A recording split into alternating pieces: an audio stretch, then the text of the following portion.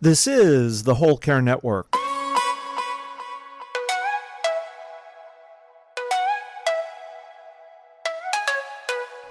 Helping you tell your story one podcast at a time.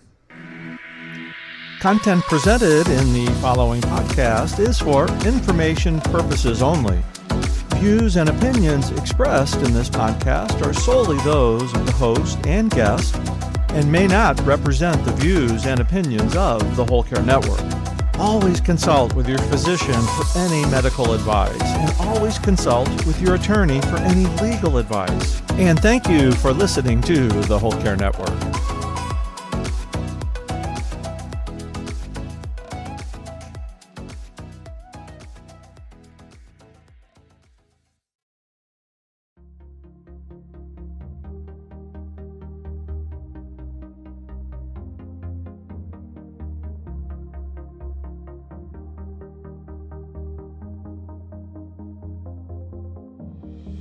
Welcome to From Guilt to Good, Self-Care Solutions for Busy Caregivers, the podcast rewriting the narrative of self-care.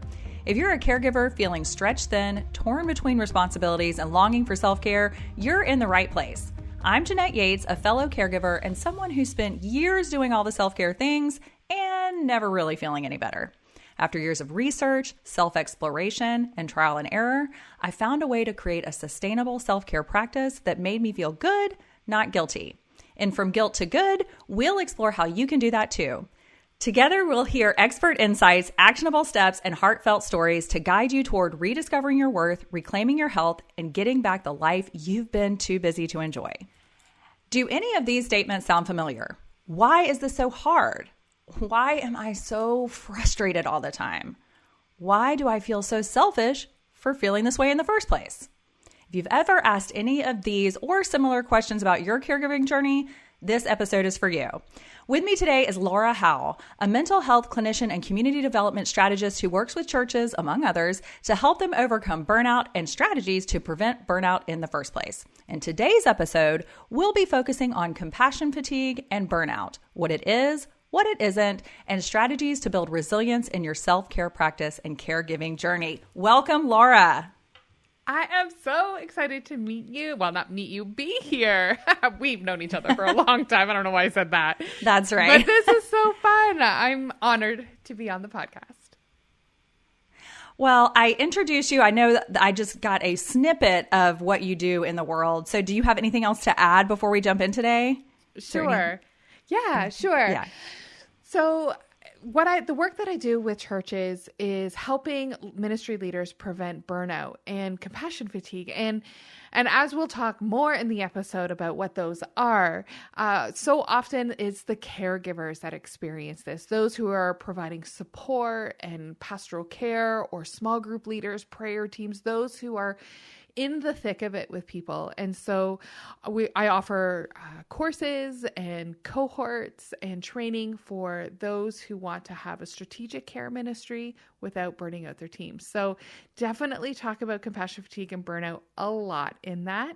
And as well as talking about like those admin and strategic behind the scenes back office stuff that nobody really likes to do when they enjoy being around people.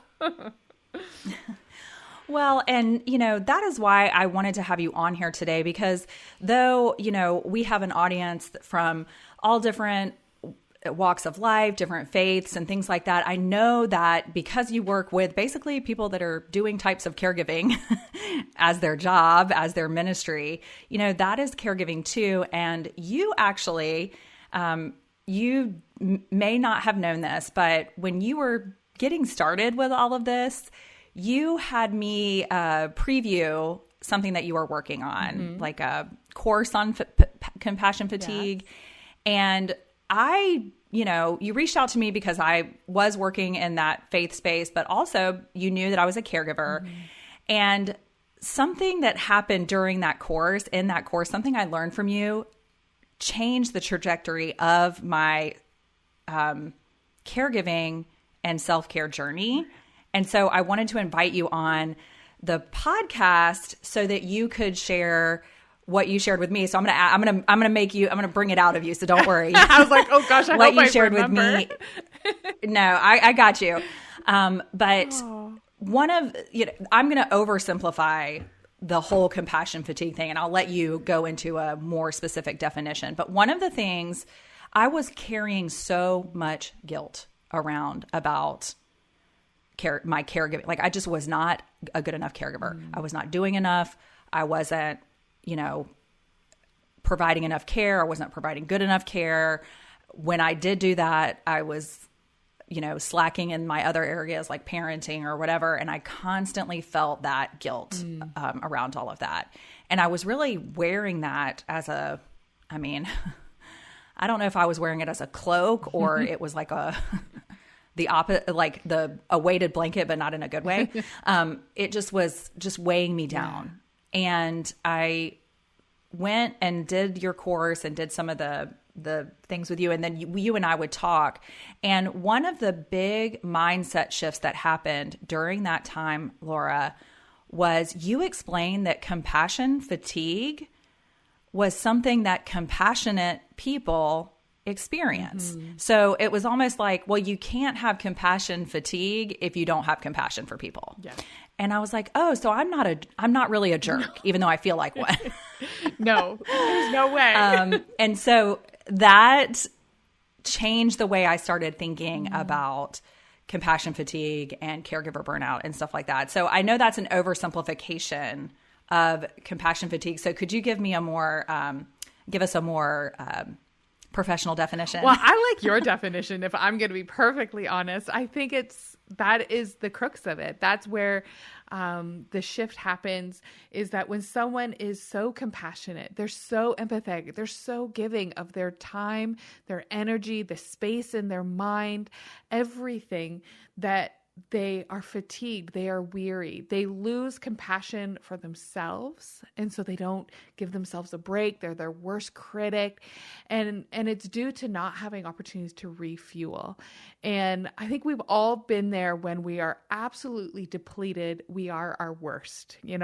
We see it in toddlers when they're freaking out on the floors of grocery stores or not listening or at bedtime.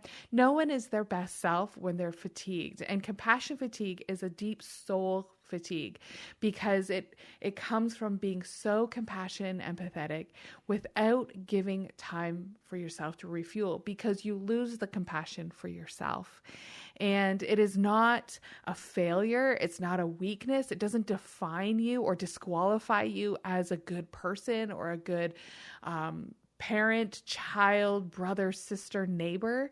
What it does, it says that you have done remarkable work, but you can't forget about yourselves, because you can't continue like this or you will lose your soul. You will lose your sense of self and you'll get lost, and your whole worldview or perspective of life can shift because of the wound that it creates inside of you. And so I think the simplified version is the true version of what you said. I love it. Well, it was years ago now that I did that, but I've taken that nugget with me throughout everything that I've dealt with and done in my caregiving journey, but also in my self-care journey. It really was the first step in me starting to say, no, it is really okay and necessary to practice self-care in a regular way, like an incorporated way into your life, not these random acts of self-care that we squeeze into the pockets of our life. I think a lot of busy people, caregivers especially, do that. And that's not really self-care, because it's not getting to that soul that is depleted, right? And so that's one of the things that I took away from learning from you. And so I do have another question for you, though. This is something that I often hear interchangeably, and I think that we want to make a distinction, if there is one, between compassion fatigue and burnout. So like, is compassion fatigue like your warning sign, and then burnout? How do those two relate? Yeah. Compassion fatigue and burnout are different, but they can be experienced at the same time. To me, the names don't really matter. It's really what you can do to help restore your well-being that matters in the end. But I'll share the subtle differences here. And I think people will be able to say, oh, I can see it myself as being burnt out versus compassion fatigue. So for me, burnout is comprised of 3 ingredients, 3 things that make up burnout. And when you have these 3 components in your life, you are likely experiencing burnout symptoms, which we can talk about in a minute. So the 3 ingredients are hopelessness, or feeling like it's always going to be like this way. You're stuck in your situation. No change is coming. There's no reprieve. The second one is helplessness, as in I don't have control or I don't have a say in my circumstances. And then the third one is prolonged stress. So the constraints that you have, whether that's time, physical, financial, relational, that you have. And so burnout, hopelessness, helplessness, and prolonged stress. These 3 components can be experienced by anyone. Our children can experience professional, like blue collar, white collar, business, educators, caregivers. Anybody can experience these feelings of hopelessness, helplessness, and prolonged stress. And I think collectively over the past few years, we've all had components of that. I bet you, if I think about it, everyone in the past couple weeks has probably felt this situation where, oh my goodness, it's going to be like this way forever. I don't have a say in this space, and there's a lot of stress. I can, like, just the thing that popped in the top of my head is laundry. I sometimes feel burnout from the laundry, but this can be very extreme when someone is facing this in a prolonged way. And the difference between burnout and, sorry, go ahead. Well, I was going to say, I want to stop you right there, because when you listed those 3 things, I could immediately feel every caregiver in the world like inhaling like a deep, that's me. That's me. Because, but here's something else that I want to touch on while we're here. Yeah. Is you talked about like that hopelessness, like this will always be that way. Well, we do feel like that a lot. I hear that, like, I know I felt like that, and I hear, caregivers that I work with talk about that all the time. But then we have that other feeling that pops up when we think that, well, it's not always going to be this way because they're going to be dead. Oh, wow. Your loved one is going to die. And then how will you feel and then that guilt comes in, like, how dare you feel bad now because, this will, you want this to be over so bad. Well, that person that you're taking care of them because they need you, because they're, they have a terminal illness, or they're, dementia is so bad and they can't, and this will be over, but that'll mean that they're gone. And then we add that guilt on top of that helplessness and hopelessness. There's that guilt that we carry. And that is just something, I don't know if you have any words of encouragement about that, but like that is what a lot of caregivers, that's that struggle, that guilt is like, I feel hopeless, like this will never end. And then they have that other part that's like, I don't want this to end because I love my loved one. Like I don't want to wish them gone. Not at all. How you find relief from those symptoms? I have 2 things to say. So first I want to talk about the relief, and then the one that I want to talk more about that feeling of guilt. I'm going to pull out my whole Brene Brown moment for here. If I could, her wisdom is amazing. So, to find reprieve from burnout is really finding something that will lower those. So how do you lower this feeling of hopelessness, like it's going to be like this way forever, when it's paired with that guilt? Well, it's finding respite or vacation or a few moments. And sometimes that doesn't exist, especially when you're living with that caregiver, but it's trying to timeline and create buckets or boundaries of which you are able to. And we can talk about, boundaries. I don't know where we're going in this conversation, but it is, we're looking at, okay, how can we find moments or times where there's reprieve or rest in between those moments of intensity. And if there is no moments of rest, then absolutely the hopelessness will be there. My thoughts on guilt is a feeling that comes when you do something wrong. And guilt is an incentive for you to rectify that. But as a caregiver, you haven't done it. You might feel like you've done anything, but you haven't done anything wrong. I wonder if what is being felt is this shame, because shame is more about I am a bad person. So guilt is I did a bad thing, and shame is I am a bad person. And caregivers, 99.9% of the time, are neither. You've done nothing wrong, and you're not a bad person. It's this lie that happens around feeling, bad or suffering or grief that might be felt. And how do I define grief and a loss? And it must be my fault.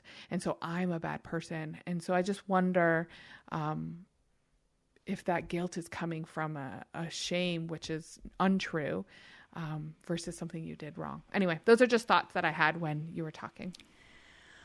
Well, I just wanted to address that because I think that is one of the things that keeps caregivers from setting those boundaries. I know in our community Facebook group, which, by the way, if you would like to join it, if you're listening, you can go to the show notes and I'll have a link there for you to join the Self-Caregiver Community Facebook group, where we talk about things like boundaries. But a lot of times you can't even set the first boundary because you believe saying no to your loved one or saying not now because I'm doing XYZ is wrong. So you do think you are doing something wrong by setting a boundary. So, that happens a lot where it's like, well, I don't have any time and I can't make time because every yes to myself is a no to my loved one.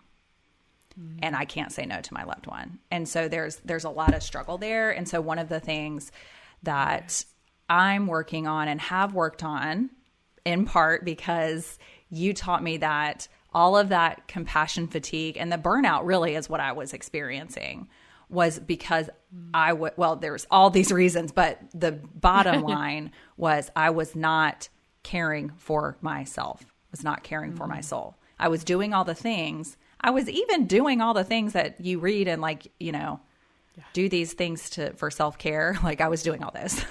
I was exercising and I was eating right and I was journaling and I was doing yoga and I was meditating and and I wasn't feeling any better. And that's because I still had all of this baggage. So that boundary setting was the first thing I had to do in order to get that self-care correct. And so that's interesting that you brought up boundaries, because like you said, we could go, this is a whole thing. Like you have courses on this and and all of this, I have you have courses on this and things like that. It's like boundaries is the thing, right? Yeah.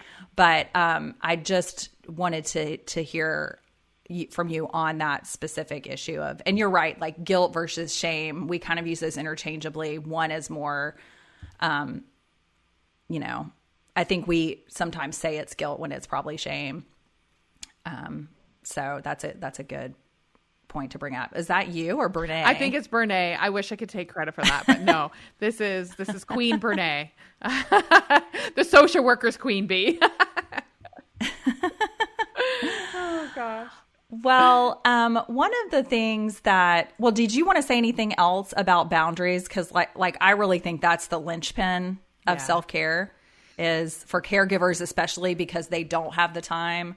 It's not, they're not always, they don't always feel like they're in control of their to-do list until they set a boundary. And so I really feel like it's the linchpin. So feel free to talk more about that as well if you want to chime in on that. Sure. When I talk about boundaries with people, they often think they're really rigid, and so they're harsh and cold.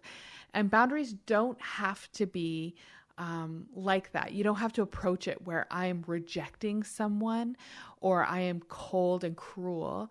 when we think of boundaries around our yards, like the fence around our yards, there's gates, there's doors, there's opportunities for people to come in and out. You welcome people into the boundary of your home and into the boundary of your yard.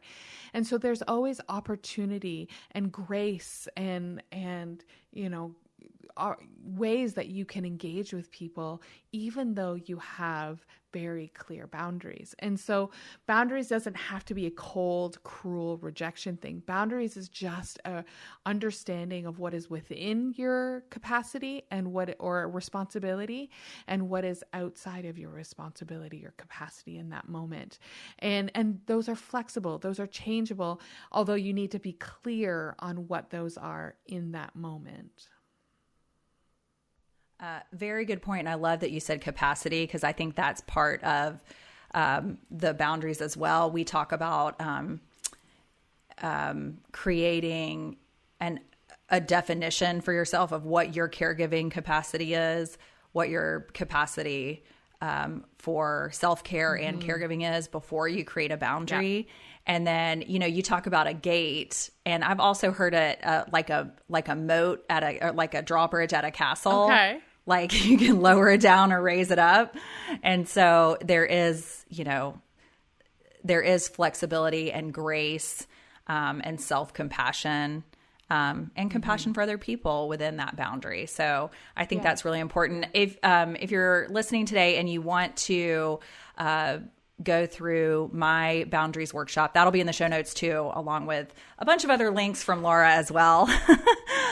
We'll link all of that in the show notes.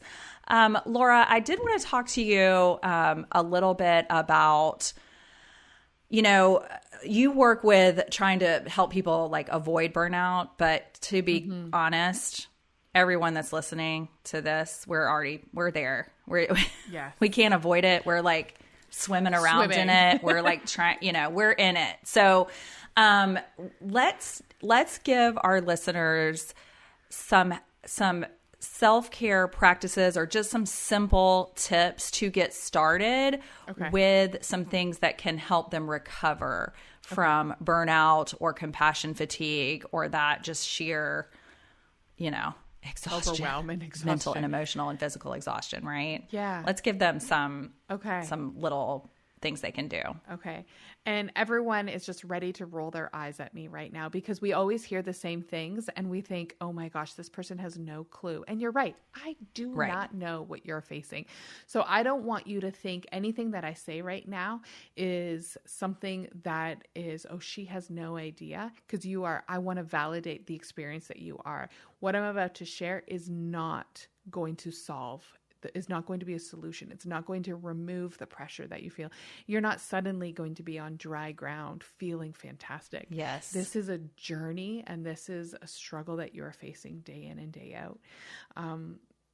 I'll share very, very briefly my experience with compassion fatigue and burnout, just very briefly, only to say that I have not been a caregiver to the same capacity that you have, Jeanette, and many of the people listening as far as a family member and loved one. And I think that adds such an intimate complexity of emotional and responsibility that I did not have.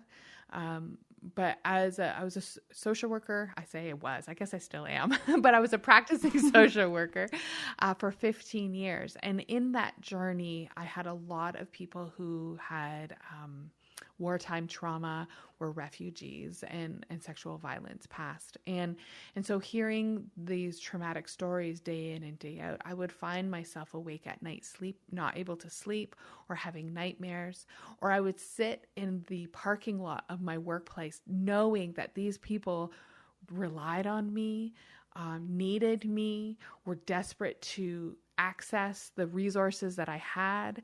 And I would sit and look at the building and being like, I don't want to do this. I'd have no more energy to walk into that building.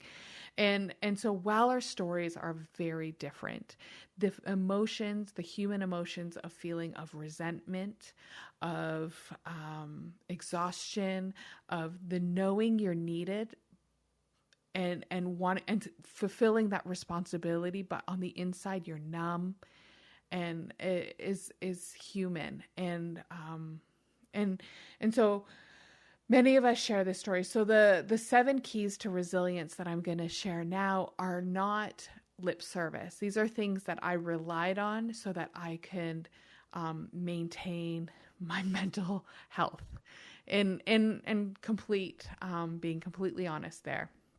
And still go back to this, because one of the things about compassion fatigue is it impacts how you see the world.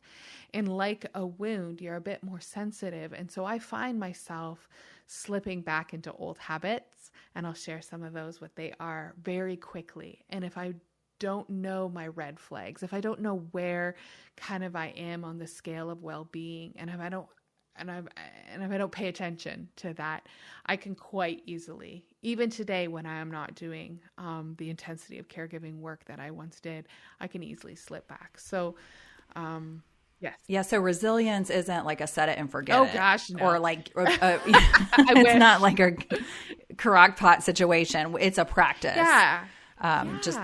It's we think of like work-life balance or these unicorns that we're like, okay, that sounds really good, but what the heck does that mean? And I don't really think this is even achievable. Resilience is much more, like you said, an exercise, a practice, something that if you don't use it, you lose it. It's a set of skills or a set of exercises to strengthen your ability to be resilient. And resilient is just being able to bounce back when there's suffering. So you've had a really hard day, or you've had a devastating blow, or, financially or relationally, there's stuff just going on. Is how long are you stuck? And we don't want to be stuck for a long time. So having these keys or these things helps prevent you from getting stuck longer. So caregivers, as she goes through this, these 7 keys or 7 aspects, or what did you call them exactly? Keys. I want to make sure. 7 keys to resilience. Yeah, 7 keys of resilience. I want you to think about all of those setbacks. Sometimes those setbacks happen every day for you. So like, I've told this story many times over the last couple of years that in the last 5 years, my mom was in the hospital like 37 times. So that's a lot of having to bounce back. And sometimes you don't even get all the way back before you're thrown back. And so, as you're listening to this, like she said, she knows we all each have our own experience. So what we're going to do with not only Laura's insights, but every expert that we have, we're going to take what we need, take what's helpful for us today, and we can leave the rest. So if one key speaks to you, that's enough. If none of them speak to you right now, know that this episode will be here when you need it. And so I just want to give everybody that grace and compassion to just know, receive what is there for you today, and it'll, we'll be here. All right. Take it away. Where the ground is soft. Don't start on the hard stuff. Yes. Just start where it's easy. For sure. Yeah. So exactly. The first one is knowing who you are. And I share this because we are not all great with numbers or great with people or great with anything. If you know that this is a weakness of yours, do not beat yourself up for it. Have grace for yourself and know where your strengths are, and be gentle and kind to yourself where the weaknesses are. I'm not a great kid person. I say that feeling awful because as a woman, I feel like I should love children, and I do. I love my children, but I was going to say, you have kids. I do have kids, but I like birthday parties. It exhausted me, or things like that where we are a big events where there's lots of kids around. I just would get worn down really quick, and I would beat myself up saying, I'm a terrible auntie. Like, I'm the worst. But really, it's just, I got to know who I am. And I use that very light example. But know who you are and give yourself grace to do that. Don't expect yourself to be good at everything, because that's impossible. The next one is meditation. And Jeanette, I'm sure each and every single one of these, you are going to have a resource and a podcast and something for every single one of these. And so please do, wherever you feel fit, jump in and say what people have access to already. So The next one is well, meditation. I was going to say our first episode was on, we talked about body work and mindfulness. Yes. And so we did have a resource on that episode, but I'll put it in this one too, in the show notes here as well. So our 5-minute mindfulness routine for sure. This episode is going to be, the show notes on this is going to be like links galore. Yeah, it's going to be really long. Yeah. So I love that you talked about mindfulness, because mindfulness is actually what we're achieving. Meditation is just the exercise to achieve mindfulness. Right. And so that's fantastic. We'll leave that one alone because you have tons there to resource back to. The third one is staying connected. Staying connected. This is my number one red flag. When I'm exhausted and overwhelmed, I isolate. I don't go out. I don't connect with the people. I don't even have those evening conversations with my husband. I'm like, give me my book, give me my pajamas, give me my tea. And I want to be by myself under a blanket. I just want to isolate. And sometimes that is good, but when it is a change in behavior, if that is not a normal reaction and you're like, oh, I normally go out for girls' night on Thursday night, or I normally do this or that, that's just, when we isolate, we lose those checks and balances of when someone is able to say, how are you? Or, how can I support you? And so on. So staying connected is the third one. It keeps us resilient, helps us bounce back quicker. The fourth one is self-care. To me, self-care is not yoga, smoothies, and exercise. And I say this probably because I don't like any of those things. I hate sweating. I'm not a big fan of green smoothies, and I would prefer just to not lay on the ground. But to me, self-care is simple. Eat, sleep, move. How's your sleeping? Yeah. Are you eating at a table at a real time with real food, not like a bag of carrots and a bag of chips in the car on your way to an appointment? Well, so what I tend to tell people about self-care is nobody can tell you what your self-care is, because it's about you and what you need. I think the key that any of those things can be self-care. Absolutely. But none of them are self-care if you can't be connected to yourself and what you need. So you can do all those things and still not be taking care of yourself. You could do none of those things and still be taking care of yourself. It just depends. So if green smoothies are your jam, go for it. Please keep drinking them. I'm a yoga person that helps me, but I've also done yoga in a way, I've done yoga and had it not help me. Does that make sense? So you have to be present. Yes. I think presence is also a key to self-care. But yes, to your point, what you said, eat, sleep, move. Sleep, move. Yeah. Yeah. Those are the core functions. I definitely think hydration and rest, sleeping and water. Yes. Number one, number two. Absolutely. That's right. And things like basic things, like just showering, brushing your teeth, wearing clean clothes. These are the basics. And some people are like, oh my gosh, that's so basic. No, this is reality. This is a very real truth for many, many people, myself included. So eat, sleep, move, caring for your body and your mind. Yeah. Fifth one is boundaries. Oh, we've talked about boundaries. Definitely, we need boundaries. I just did a fist bump because I forgot we weren't recording video. I just did a fist bump, y'all. Raising the boundaries. Roof. Yeah, boundaries. We've already talked about that. But if we don't have boundaries in our life, then we are much more likely to get stuck, because we'll get distracted and consumed, overwhelmed. And it's like this wave washing over us, and we aren't able to get up. And we'll just remain stuck. So boundaries might be where it's soft and you can start there. For most of us, boundaries is the hardest and oftentimes is the last thing. And that is okay. Yeah. So we don't have to do these in order. Oh gosh, there's no order. Dig where the ground is soft. There's not an order. These are just keys. These are just things to start. The sixth one is rest. Rest can there's emotional rest, there's spiritual rest, there's physical rest, there's mental rest. So rest isn't just about taking a nap, because if one more person tells you to take a nap or go to bed early, you're probably going to want to strangle them. So rest means so much more. And so finding what's restful for you is really, really key. Very similar to self-care. And then the last one is my favorite. This is where I try to encourage everyone. The last one is having fun. And it's oh my goodness. Yes. How long has it been since you laughed? How long has it been you did an activity just for the pleasure it gives you. It can be that many people are like, I can't remember the last time I did something just because I enjoyed it. It wasn't serving anyone. It didn't solve a problem. It wasn't a task on my to-do list. Some of this, that is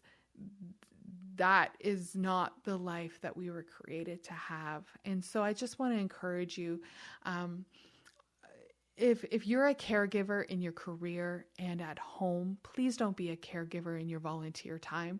So many times I hear people they are a caregiver at work, whether they're a nurse or a teacher, or even providing reception kind of admin work can be caregiving, because you're caring for the people in your office and hearing problems all day. Right.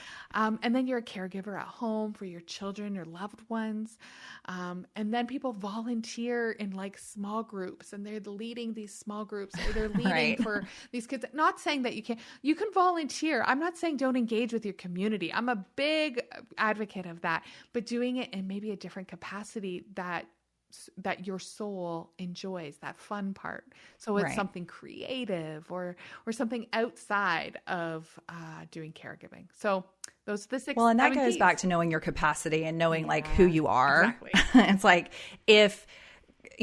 I interviewed a caregiver not too long ago. I'm probably going to end up having her on the podcast. She's been a caregiver for 5 family members over the course of the last several decades. Wow. And she, she's like, obviously there were hard times and days of frustration and stuff, but overall she really enjoyed it. She actually stepped up and volunteered. She didn't feel like she had to do any of that. Like there wasn't any of that pressure, which a lot of caregivers do feel like. They're like, how did I even get here? I didn't even sign up for this. What happened?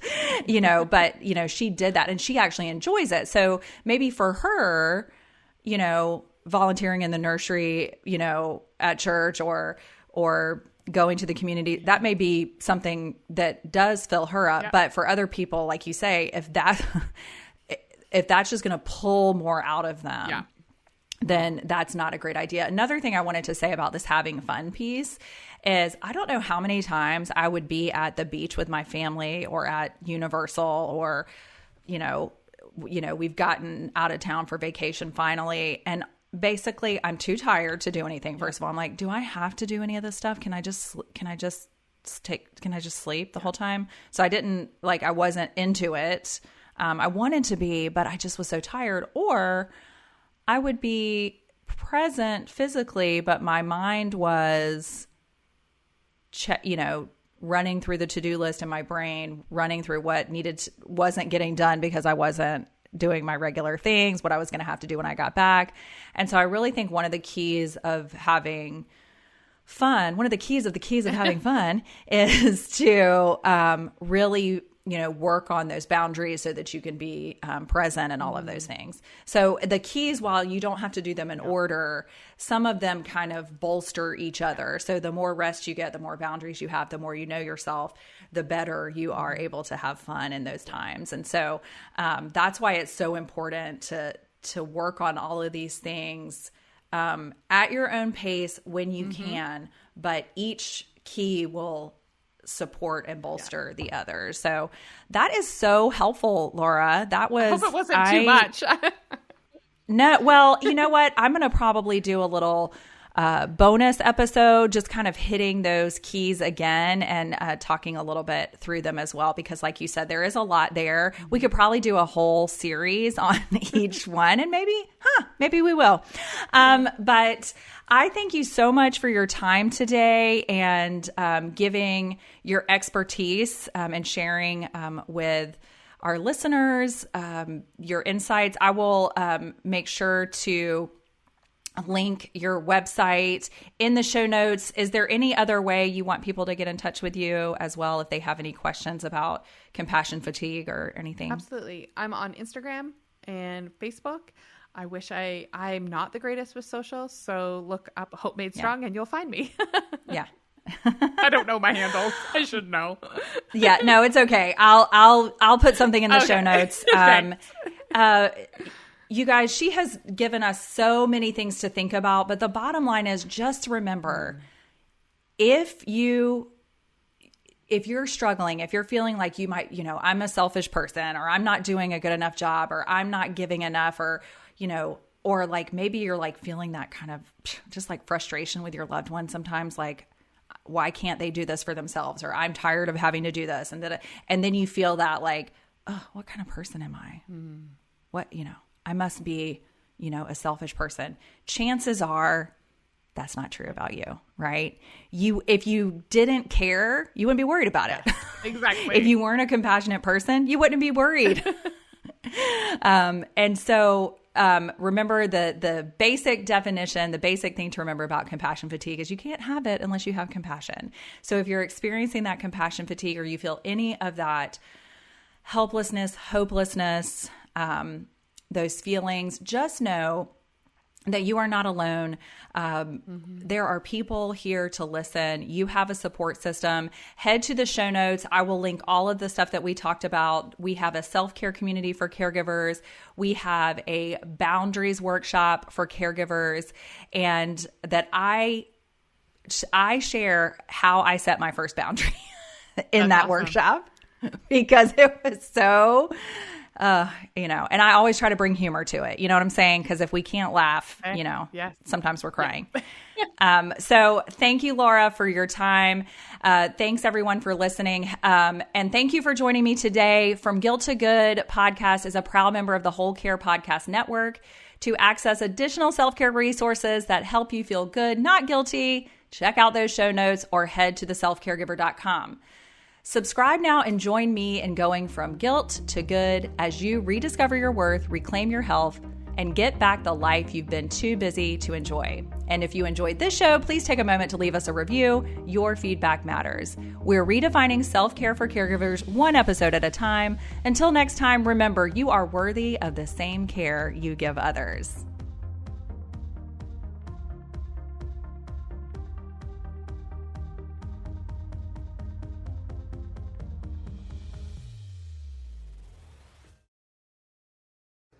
This is the Whole Care Network.